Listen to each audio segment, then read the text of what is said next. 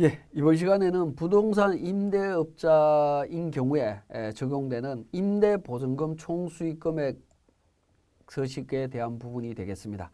자, 임대보증금 등 총수익 금액 조정 명세서로서 임대보증금 등에 대한 간주입금과 유사하다라고 보시면 되겠고요.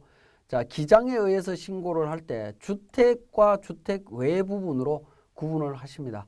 구분을 하는데 주택과 관련해서는 보증금에서 3억 원을 차감한 적수에 60% 이자율 적용해서 계산한 금액에서 금융수익을 차감을 합니다. 주택 외의 경우에는 보증금 적수에 간주임대료가 아니라 건설비 상당액 적수를 차감한 금액을 기준으로 365분의 1을 곱합니다. 여기에 이자율과 금융수익을 적용을 합니다. 추계 신고를 할 때는 주택은 기장 신고 시와 동일한 방법으로 적용을 합니다. 다만 이제 금융수익만 차감을 안 해줍니다. 근데 주택 외의 경우에는 보증금 적수 곱하기 365분의 1 곱하기 이자율입니다. 건설비 상당액 적수가 적용이 안 된다라는 부분이죠. 자, 금융수익은 수입이자와 배당금이 되겠습니다. 배당금이 되겠고요. 자, 보증금 적수 등에서 3억 원을 차감하는 부분은 보증금을 받은 주택이 2채 이상일 때는 보증금 적수가 가장 큰 주택부터 차감하도록 되어 있습니다. 큰 것부터 차감한다라는 부분이 되겠습니다.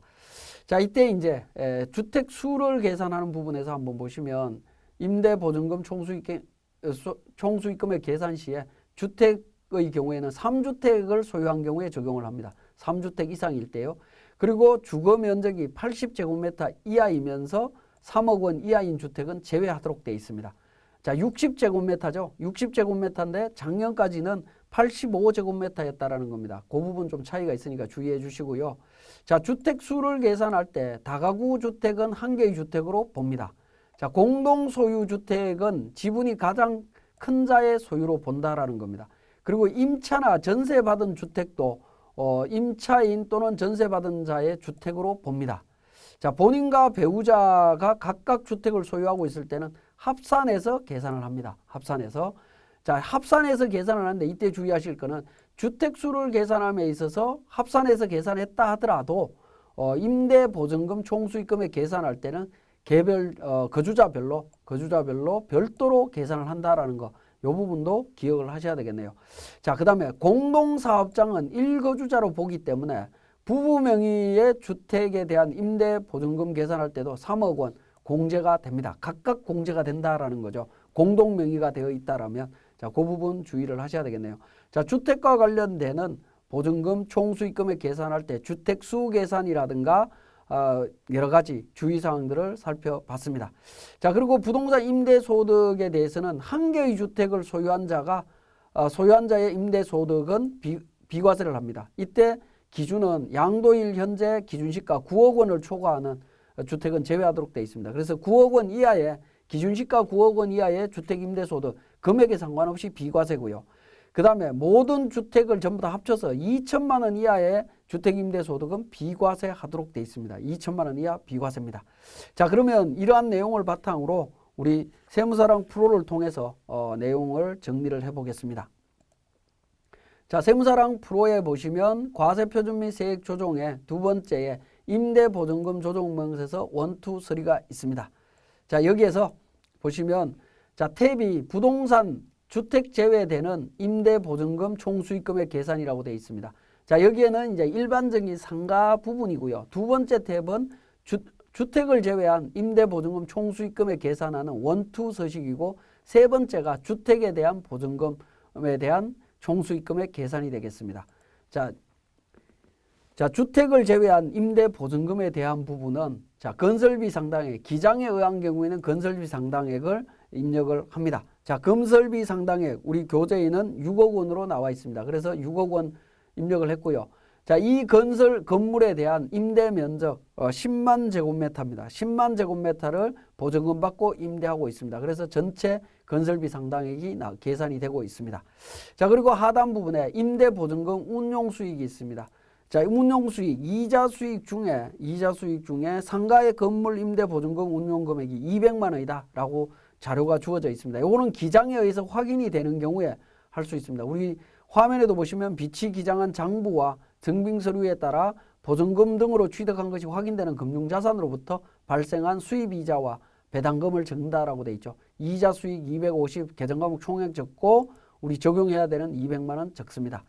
그리고 만약에 건설비 상당액을 계산할 수 없는 경우에는 90년 이전에 취득한 부분에 대해서는 기준시가로, 90년 1월 1일 이후 취득한 경우에도 기준시가로 해서 적용을 하실 수 있다라는 겁니다. 자, 그 부분 기준시가 계산해서 반영을 하시면 되겠고요. 자, 두 번째 탭으로 갑니다. 자, 두 번째 탭으로 가면 건설비 상당액 적수 계산과 임대보증금에 대한 적수 계산입니다.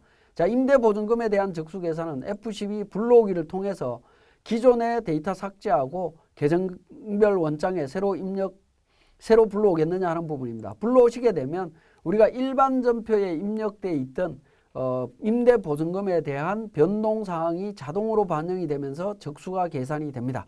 그리고 건설비 상당액 적수는 1월 1일 기준인 경우에는 정기 6월 전에 단기 변동 내역이 있느냐 선택하셔서 입력을 해주시면 되겠습니다. 그러면 적수가 자동으로 계산이 되면서 이자율은 지금 현재 1.6%입니다. 1.6%고 총수익금액 산입금액이 239만 2,328원입니다. 그래서 조정 등록을 통해서 세무조정을 해주시면 되겠습니다. 자, 부동산 중에 주택임대보증금에 대한 총수익금액 계산과 관련되는 부분이 되겠습니다. 그 부분이 이제 세 번째 탭에 이렇게 나와 있는데요. 자, 여기서 우리 한 가지 짚고 넘어가야 되는 부분은, 자, 부동산 임대 보증금에 대한 부분은 일반 부동산 임대와 주택 임대를 구분하고 있고요. 사업소득과 부동산 임대 소득은 또 구분해서 기장하도록 하고 있죠.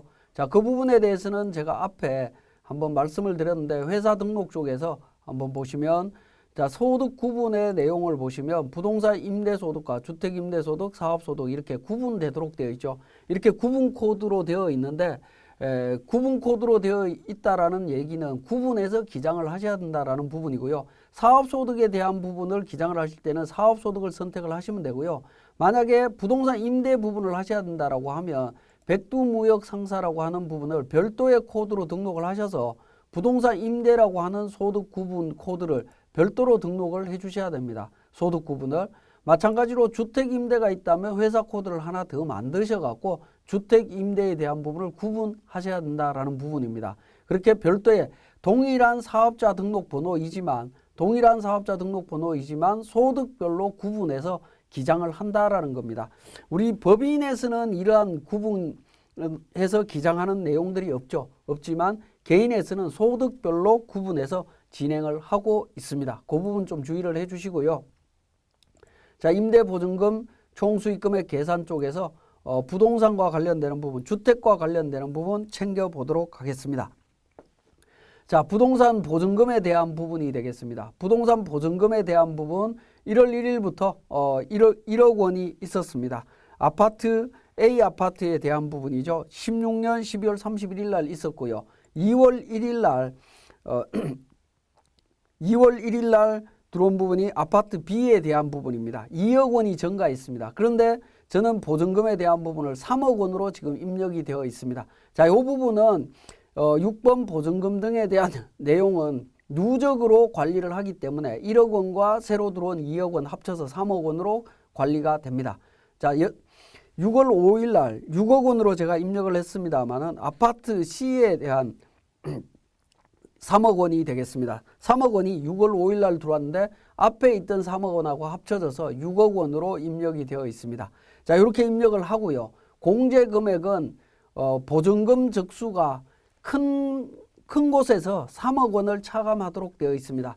근데 우리 프로그램은 보증금을 누적적으로 관리를 하고 있기 때문에 개별 주택별로 보증금 적수를 계산할 수가 없습니다. 이 부분은 개별적으로 계산을 하셔야 되는데 우리 교재를 통해서 한번 확인을 하시면, 자, 보증금 적수를 한번 보시면 주택임대 보증금에 대해서 단독주택에 대한 보증금이 되겠습니다. 단독주택 A에 대해서는 1억 원이고요. 1년 365일 존재를 했기 때문에 365억 원의 적수가 나옵니다. B 아파트에 대해서는 2억 원이고 일수가 334일이고요. 668억 원이 나옵니다. 자, C 아파트 3억 원에 대해서는 210일이고 630억이 됩니다. 그러면 3억 원을 차감을 할 때 보증금 적수가 큰 곳에서 차감을 한다라고 돼 있죠. 큰 곳에서 차감을 하기 때문에 B 아파트에서 2억 원을 일단 차감해서 계산을 합니다. 그러면 B 아파트에 대한 부분에 대해서는 적수가 계산이 되지 않을 겁니다. 3억 원 차감 후에는요. 근데 그리고 두 번째 큰 아파트 C 아파트에 대해서 남은 금액 1억 원을 차감해서 적수를 계산을 합니다. 그렇게 해서 A 아파트 단독주택 A와 합쳐서 보증금 적수가 785억 원이 나옵니다. 이렇게 이제 계산이 되는데 우리 세무사랑 프로에서는 그 부분이 누적 관리 개념으로 정리를 하고 있기 때문에 공제 금액이 2억 원과 3억 원이라고 하는 부분을 이해하시기가 조금 어려울 수도 있습니다.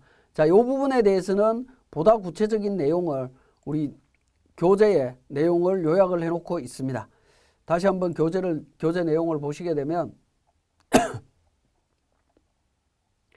자, 보시면 보증금에 대한 부분은 자, 6번 보증금 1억 원은 A 보증금에 대한 부분이다라고 설명을 하고 있고요. 3억 원에 대한 부분, 누적 금액 3억 원은 A와 B의 보증금. 그래서 공제 금액도 B에 대한 부분이 제일 큰 거기 때문에 B 보증금 한도로 공제를 합니다. 그리고 6억 원에 대한 부분은 A, B, C 보증금 합친 금액이고요. 공제 금액은 최대 3억 원인데 3억 원은 앞에 있는 2억 원과 C 보증금에서 차감할 1억 원을 이렇게 누적적으로 관리를 하고 있다라는 겁니다. 그래서 주택이 여러 채 있고 임대보증금에 대한 적수를 계산해야 될 때는 여러분들은 좀 조심을 하셔야 됩니다. 그 과정들을 좀 이해를 하신 다음에 적용을 해주시면 되겠고요. 적용률이라든가 이자율은 자동으로 계산이 됩니다. 그래서 총수익금액 상당액이 계산이 되고 보증금 운용수익금액을 반영을 해주시면 됩니다. 근데 보증금 운용수익에 대해서는 우리 교재에 자료가 없기 때문에 이 부분은 무시하시면 되겠고요. 총수익금액 금액이 계산이 되어 있습니다. 264,656원. 자, 조정 등록을 F3번 조정 등록을 통해서 임대보증금, 간주입금, 총수익금액을 반영을 해주시면 되겠습니다. 자, 여기까지가 우리 임대보증금 총수익금액에 대한 조정명세서 작성 과정을 설명을 드렸습니다.